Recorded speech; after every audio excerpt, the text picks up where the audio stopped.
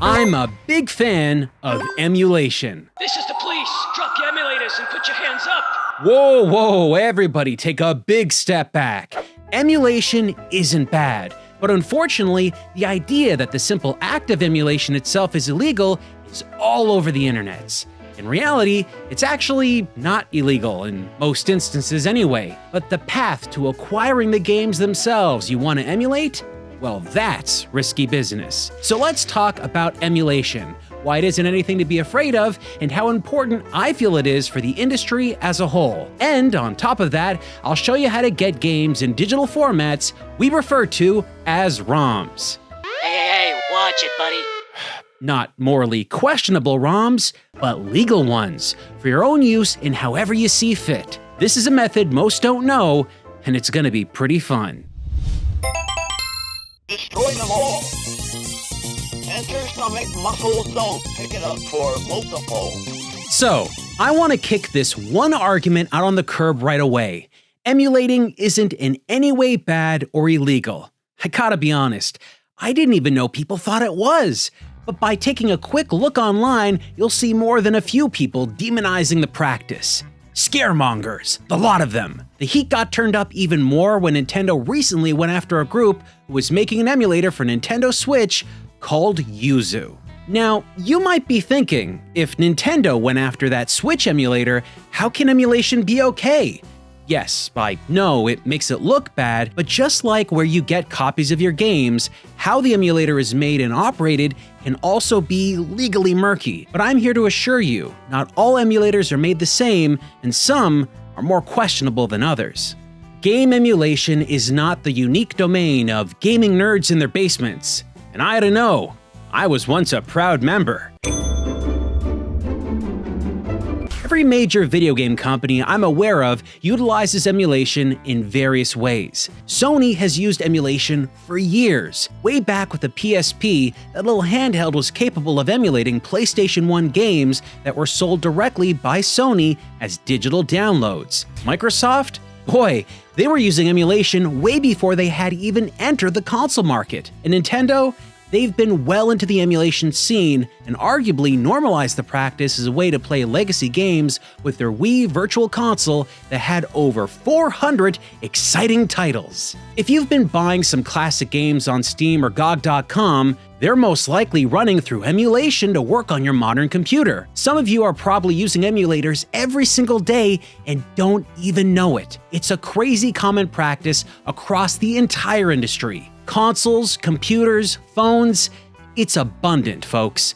Emulation is just fine. But that doesn't mean we've never seen the larger companies clamp down on emulation. History is riddled with multiple gaming entities sending in their crack team of lawyers to destroy emulation groups. Like I mentioned earlier, Nintendo took down an emulator called Yuzu that granted its users the ability to play Switch games without using legitimate Nintendo hardware. If I had to guess, the majority of games played on Yuzu were probably not acquired legally. Maybe that's the quiet part people don't say out loud, but it's a reality. This is a divisive subject with a lot of different viewpoints on it. First, I'll cover the positives Yuzu offered. Many YouTubers I personally know have raved about how great this specific emulator was, granting you the ability to hit higher frame rates in a game or run it at higher resolutions beyond the capabilities of real Switch hardware. Some folks did everything they could to go by the books to run Yuzu in a legitimate way, buying games and hardware and all. They just wanted the improvements the emulator provided.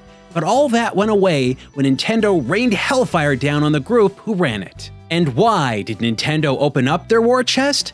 Well, there are a couple of negatives to how Yuzu operated. The one that I think put their operation on real shaky ground was the fact that the Yuzu developers were charging for the use of advanced and early access features of their emulator. At one point, generating tens of thousands of dollars per month through Patreon to fund their endeavors. The moment you're profiting off of Nintendo's IP without their permission, they're gonna start taking a closer look at you. I'm not saying what the Yuzu team did was easy or anything, and their efforts don't deserve some sort of compensation. Emulators are by no means simple programs to make, but it's really easy to see how this could ruffle a company still relying on the earnings from both the hardware and software that they happen to be emulating. Some may claim Yuzu was an above-board situation. However, it would appear from the folks in the know, copyright and piracy issues were rampant behind the scenes of its development. The act of pulling the games out of the carts themselves or downloading and sharing pirated copies seemed to be under suspicion. Other mainstream emulators are made by reverse engineering hardware processes and code to recreate their functions on different systems. This is legal and usually done without actually pulling anything proprietary from the original company. But in truth, what probably helps? Most of these other emulators happen to be attempting to run much older games and hardware. The original manufacturers probably don't care a lot about them anymore. These differences that set Yuzu apart from other video game emulators most likely are what angered Nintendo, leading them to send in their hit squad of legal reps, armed with cease and desists and other scarily worded documents. So that's Yuzu in a nutshell. How do I feel about it personally? Well, as someone who loves video games, I just don't see a reason to do any of this. It just never felt right to me. A game developed for a specific platform is designed with that platform in mind. If I'm going to be playing a new game that was meant for current hardware, I kinda want to experience it the way it was intended. The Switch is still in stores and actively supported by Nintendo. The need to pirate games that are brand new is something that I just can't get behind. Developers need you to support new titles by buying them. I want more good games, and you don't get more good games when you do stuff like this, especially when it comes to independent game developers. These folks desperately need your support to keep going. Yuzu may not have been some super illegal operation. We may never know exactly what happened. The optics on that are blurry at best. Having them get shut down by Nintendo, though, poisoned a lot of people's minds into demonizing every single emulator that is still in active development. It's done a lot of harm. Despite what may or may not have been going down with Yuzu, you can still play with many mainstream emulators that were created in upfront and legal ways. You can go through commercial emulation with official sources like Nintendo, Sony, or Microsoft, or, if you like, the independent community that have been creating their own emulators all on their own. Where the act of emulating becomes a problem is if you run software or games that were acquired in dubious ways. But still, the act of emulation itself isn't the problem, just where you get the stuff you use it with. And aside from legality, some gamers just really dislike emulation. They hold steadfast that original hardware and software is the best and only way to play. When it's a brand new system, I tend to agree. Bugs, glitches, and issues will always be at a minimum on official hardware. However, with older systems that have long since been dropped by their official and original creators, I respectfully disagree with the position that it's better to play on original gear, at least in most instances. But it's all a matter of opinion, so you do you. So why would anyone want to use emulators at all? Well, they have massive benefits. Aside from not relying on old dying hardware to play your games, you can run older games at higher resolutions with far more stable frame rates. Faster loading times if the game had them in the first place, save state support allowing you to stop and pick up a game anywhere you want, and rewind features for when you screw up and need a second shot at a hard-to-play section. It's all really nice. In another video, I talked about some older Super Mario games getting huge advancements due to emulators. That's just a taste of what is possible. It's a pretty big thing. And it doesn't stop at the console level. What about your display? Even if you can preserve an old console and keep it working, to play it the right way, you also need a working old-school CRT monitor. And those are becoming more expensive and far harder to come by. But, let me show you something really cool that has kind of made me switch from my dependence on older monitors. This is Sonic the Hedgehog 2 running on the Sega Mega Drive and Genesis Classic Collection. This specific version is running on Steam. This is an emulator, one you get from Sega directly. The visuals you're seeing here are largely untouched from the original release, so all those wonderfully colorful designs and sprites look just like they did on the original Sega Genesis hardware. Or do they? If I run Sonic 2 on a real Sega Genesis on an old CRT monitor, you'll notice some visual differences. A big one though? Transparencies. Compare these two waterfall scenes back to back from each game. Well, one looks like water, the other looks stupid. See, the Sega Genesis wasn't capable of displaying transparent objects, so they draw a series of closely spaced out pixels at a specific formation to give the illusion of transparency on these old screens. You can also see this in the bushes found around the stages as well. These transparent effects were designed for CRT displays. The blurriness completes the look and it appears like you can see through the water. Emulated on modern high-res screens, it looks blocky and not really transparent at all. So does that mean I need to grab a giant old TV just to get my Sonic games to look like this? Well, heck no, because I switched the footage. This isn't the CRT screen anymore. This here is Sonic 2 running on a community-created emulator called Blastem through a front end called RetroArch. With all this setup, I can use overlay filters and effects to simulate a CRT TV. So despite my current screen's high resolution and clean image production features, the waterfall looks like transparent water. That's the power of proper quality emulation that not only runs the game right, but displays it properly as well. The downside to this level of emulation is it can be technically demanding. In some cases, depending on your monitor's screen resolution and hardware capabilities, this could be impossible to get looking right, or very power intensive to run at all. The point I'm making here is old games were made with old-style CRT TVs in mind, and many games will look better in multiple ways when you use these effects. Visual designs and graphics will just pop out more. Despite the blurry look, it'll have the strange effect of appearing more detailed. Unfortunately, when you buy many of these games in modern packages, they don't usually include visual tools that give you this kind of look, and even if they do, they rarely look as good as this. Fortunately, when it comes to these older Sonic games, we now have Sonic Origins. This isn't the old games running with an emulator, it's a port of the original games using a new engine. So now that waterfall transparency has been redone to utilize modern technological advancements, producing a true transparent image.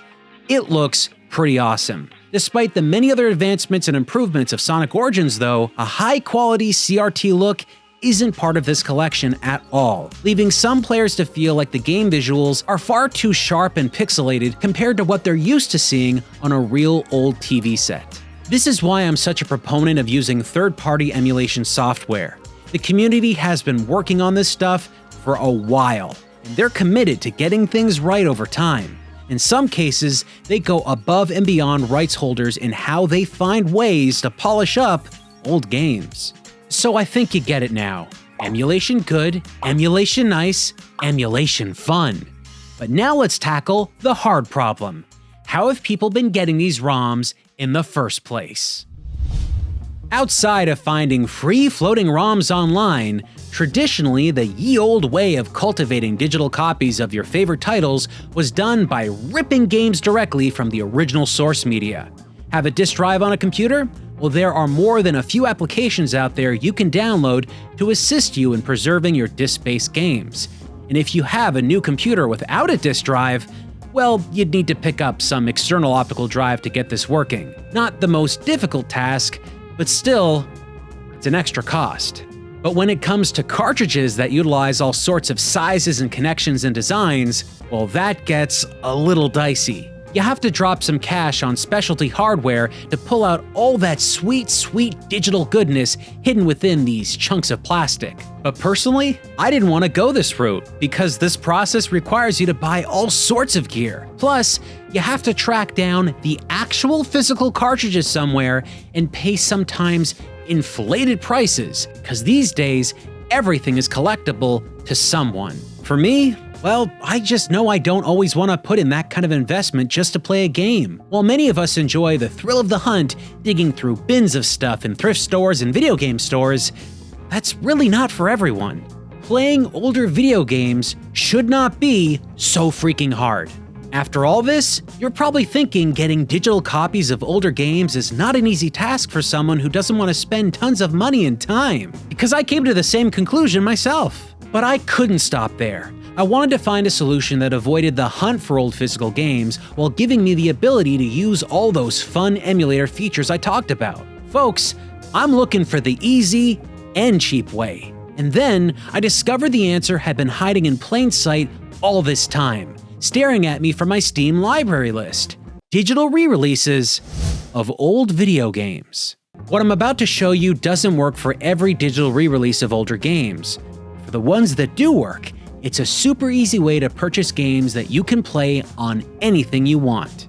Right now, on multiple digital storefronts, you can buy plenty of retro titles, either as individual releases or bundles.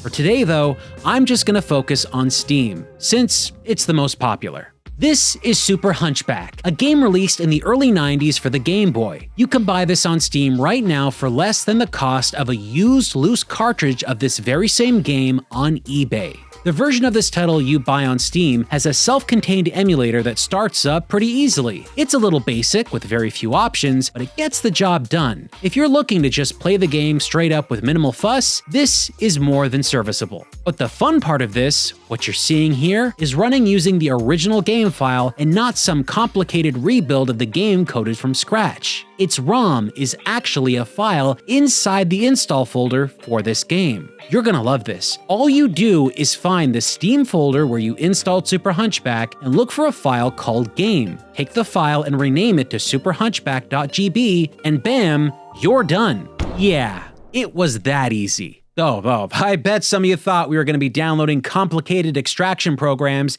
and hacking the system, pouring through lines of code to convert this thing into a format we could play with. But no, it was just renaming a file. That's it.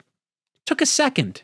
What you've got yourself here is a legally purchased and legally acquired ROM that will work in pretty much any Game Boy emulator you throw it in. Using this method, you can run it with far more intricate visual filters and color options. I can basically make the game look any way I want, simulating the entire family of Game Boy system screen colors, as well, if I wished, create a subtle ghosting effect like what you would have actually found on original Game Boy hardware, making it look so close to how it actually played back when this was new that it could probably fool some folks into thinking it's running on real gear. Why stop at Game Boy though? How about Game Boy Advance games? This here is Iridian 3D and Iridian 2. Just like last time, grab the file here called Game, just rename the file using the extension .gba, and you're done! Now you can run them on your favorite GBA emulator like a champ.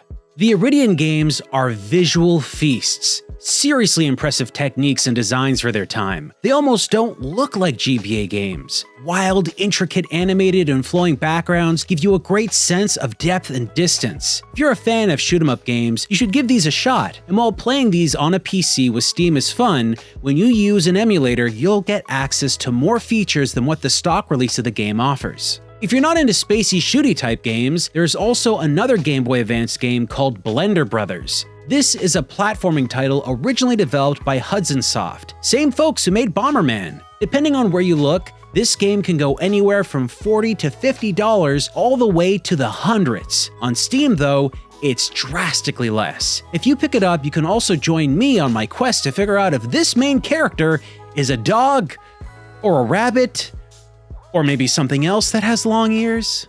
I got my money on kangaroo.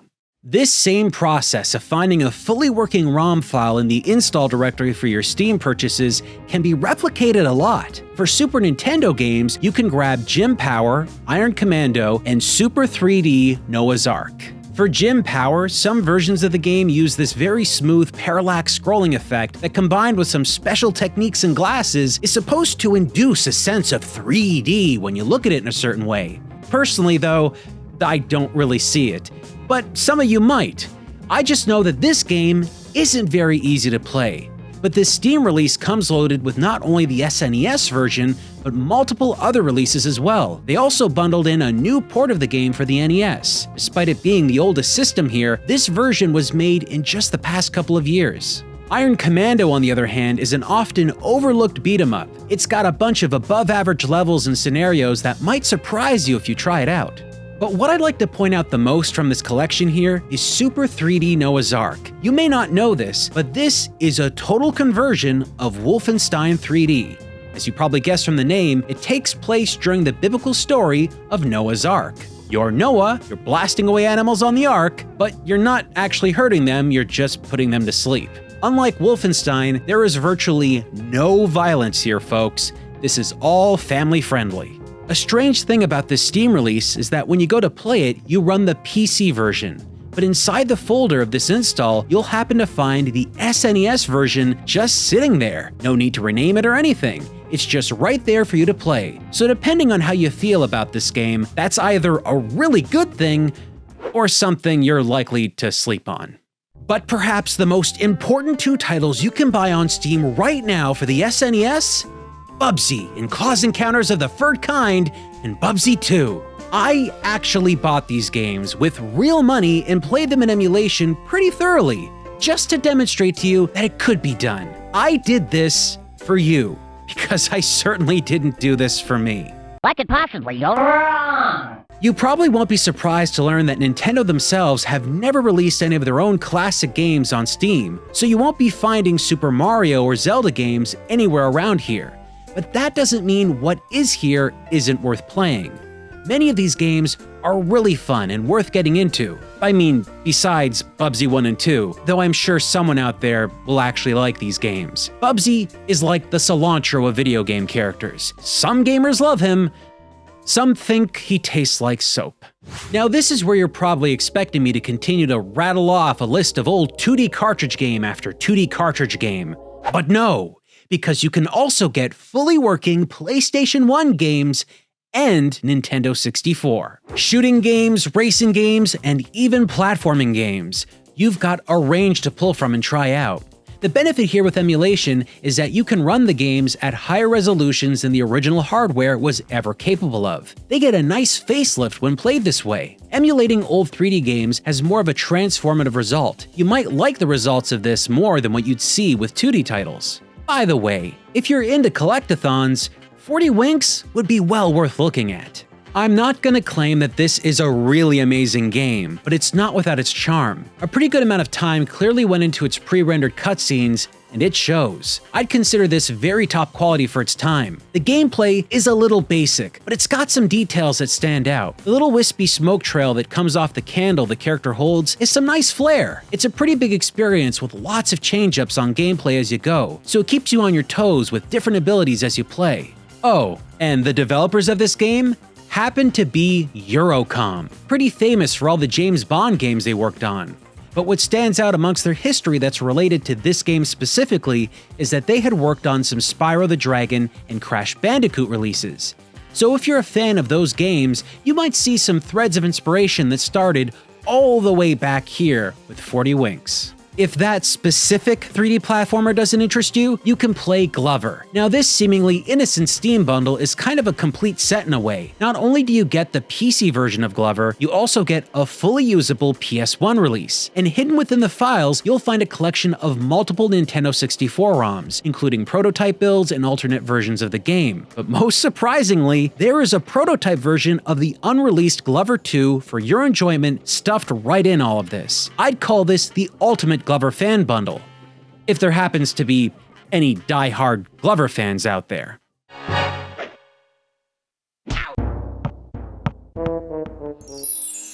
Now, I can appreciate that some of you might not be interested in any of these games. I mean, Super Hunchback or Super 3D Noah's Ark probably aren't at the top of many gamers' wish lists.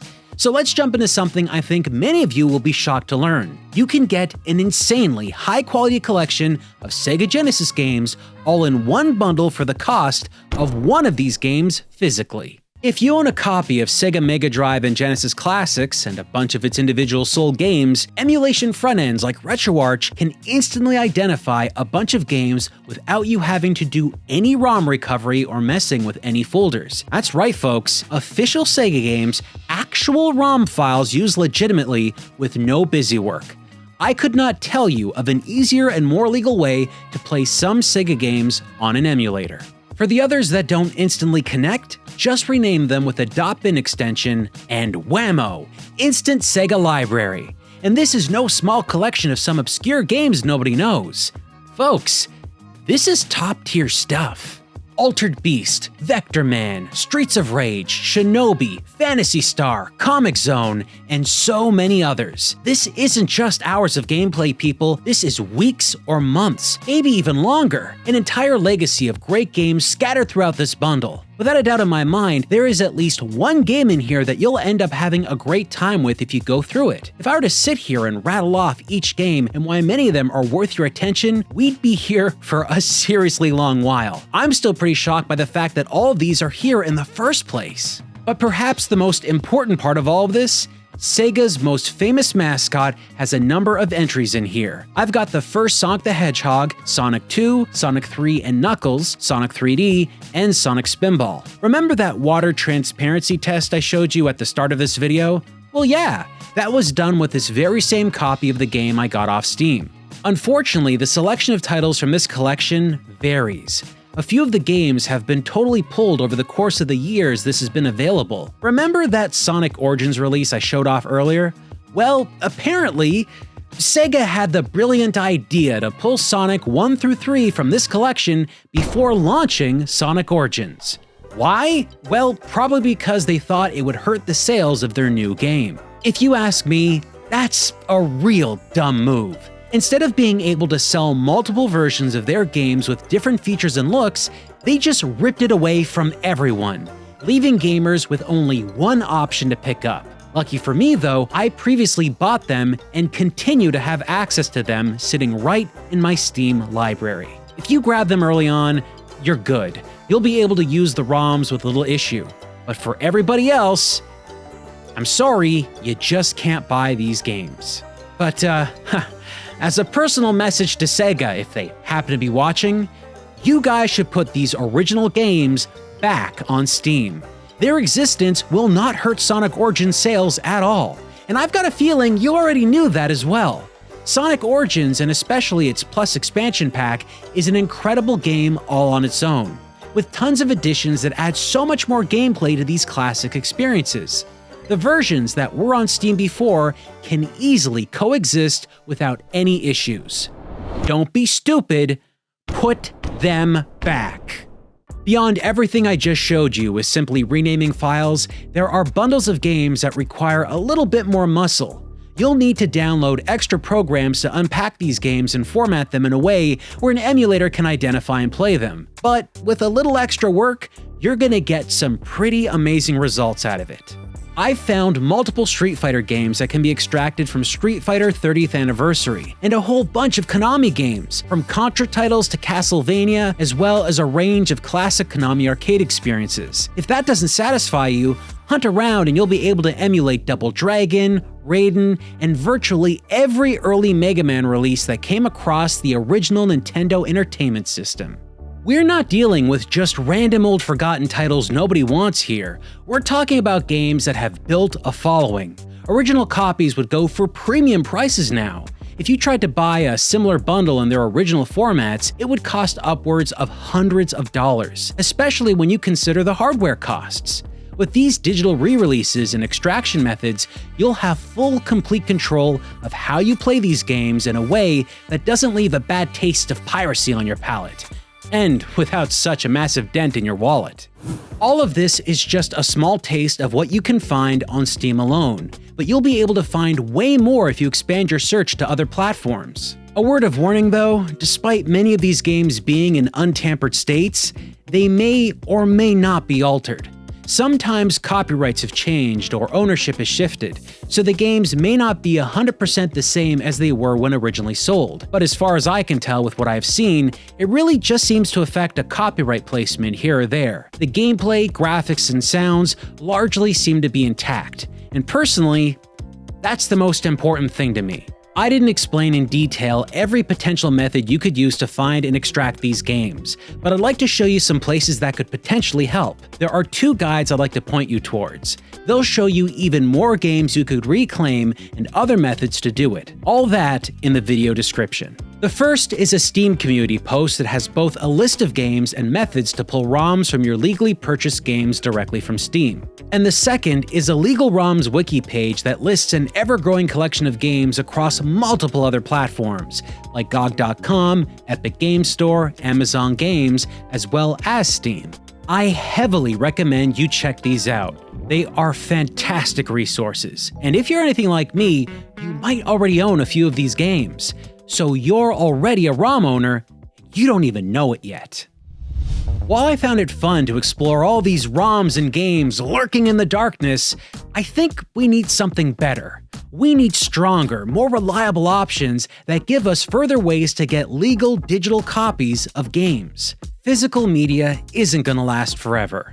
Yes, for many of you with giant collections of physical video games, I get it. This statement seems alien to you, maybe even frightening. But regardless, all of these boxed copies of hard media might not last. That's reality. Discs scratch, discs rot, cartridges lose data, data gets corrupted, metal rusts, contact points break, wires fray, disk drive belts snap, batteries explode, capacitors leak. Retro gaming is dangerous. The belief that because you own it physically it won't go anywhere is a falsehood. While there are some people out there with collections that know how to monitor this kind of stuff and fix things when need be, the overwhelming majority don't. Seriously, I like physical stuff. I enjoy playing on original gear when I can.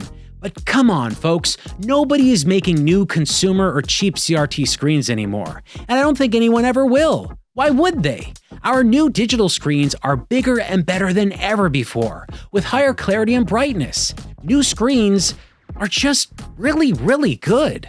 But hey, some companies are releasing new hardware that simulates and emulates older systems. Companies like Analog and Retro USB are doing an amazing job at producing modern FPGA-based recreations of elder platforms that run with new monitors. So now you can play old copies of games on effectively new hardware. That there though, that still has one big problem: buying old video games. Have you folks been seeing how much things cost lately? Haha, woo, even crappy games are going for a pretty penny, which is freaking insane. In some cases, you might not even be able to find the game you want to play due to the extreme physical rarity of it. That's not to even begin with the cost of FPGA consoles themselves, which tend to be more expensive. So while FPGA consoles are nice, they're not an option for everybody out there. All of this makes playing older games extremely restrictive. Emulation? That's the only way for the vast majority of gamers out there. And for me, through this whole experience, I really liked buying these games digitally. All of these purchases on Steam, it just gave me the hint of how simple it could all be. Like downloading a song or a video, something you can take with you anywhere and play it any way you want. A little digital file you get to keep forever. But right now, the publishers and developers working to make these games playable on Steam, well, they use their own internally produced software or packages that are in various states of quality and performance. Sometimes these bundles are encoded or compressed in such a way that the valuable insides are not able to be taken out and emulated, forcing you to use whatever method they deemed appropriate to play their games. It really makes you stop to think. Why are all these companies spending their resources including busted emulators? Most of the time, the community has been doing it way better. Publishers and developers should just sell us the ROMs, digitally. Let us pick the software we feel works best to emulate the titles. I'd like to see a world where folks build digital collections of their games, unbreakable digital libraries that can be accessed again and again without fear of age. If the system we're using at the time is starting to fail, our games just simply come with us. And good news, there is at least one publisher that appears to be working towards that future. A large percentage of stuff I showed off today, well, they were published by the folks at Piko Interactive. They have been buying up tons of rights to forgotten games that have long since been passed from owner to owner. A while ago, Piko sent us a bunch of their physical game releases. This stuff, it can not only be expensive to buy, but expensive for Piko to produce physically. I mean, I don't even want to know where you find and construct all new Atari Jaguar carts. But see, They didn't just limit themselves to these releases, they also released many of these very same games on Steam and other digital platforms. But I think they're starting to come to the realization that selling the ROM files directly might be a wise move. They've got a plan in place to release a new kind of digital video game store where they will introduce downloadable legal ROMs, just the raw game files directly from them. So now they save the costs of producing physical cartridges and having to develop customized software to run them on other digital platforms. Instead, they let us choose from a world of emulators that might even do the job better. The site is not open yet, but I am anxiously awaiting its release. This is the kind of thing I desperately want. A digital collection of games I legally own. It would be easier and safer than any other method around right now. Plus, developers and publishers who own the rights to these games could stand to make a lot of money. A lot. Like, a lot. How many of you right now would buy up all the original Mega Man games on NES in perfect legal ROM formats that you could play on anything, anywhere you want? Or even all those Sonic games? Yeah, I think many of you would probably do that. It'd be a world where gamers would be happier because they can transfer and use the games any way they see fit. The quality of the games will constantly improve without the involvement of the publisher. And why? Because these older games will get improvements and advancements whenever a new update is introduced to an existing emulator or when a new one launches. The community could utilize officially sold ROMs to create their own patches to the games as well, like fan translations, graphic upgrades, sound and music enhancements, maybe even fan-dubbed line reads. The sky is the limit. And the whole time this is happening, the rights holder to the game are making money by simply offering the ROM up on a service to sell directly to players. All of this is preservation ready. Digital copies of games do not age the same way physical do, so these games would live on for a long time, staying relevant for longer.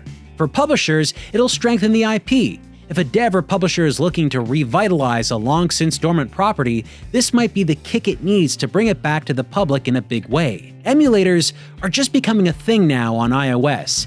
People are actively hunting for ROMs. This could be a major win for everyone. The rights holders to these original games would still be free to make whatever game packages they're releasing today. Some folks just want the easiest way to play vintage titles. They simply do not want to deal with third-party emulators and managing ROM files, so having the old Sonic games in ROM format easily purchasable doesn't remove Sonic Origins from being attractive to the general gaming public. People will still buy great re-releases. This is just an added option. Essentially, this could be a renaissance for retro video games. A massive cultural blast of support that would be beneficial to every single segment of the market. So, I'd like to see it happen. I'm calling out every owner of every retro game on the planet. You've got to start releasing the individual ROMs. Start making money. Make it legal for the community to play and enjoy these games. It's the future. And if you want to stay relevant, if you want these ancient games to continue to have purpose and reverence in modern gamers' eyes, you've got to start letting us play these games the way that we want to.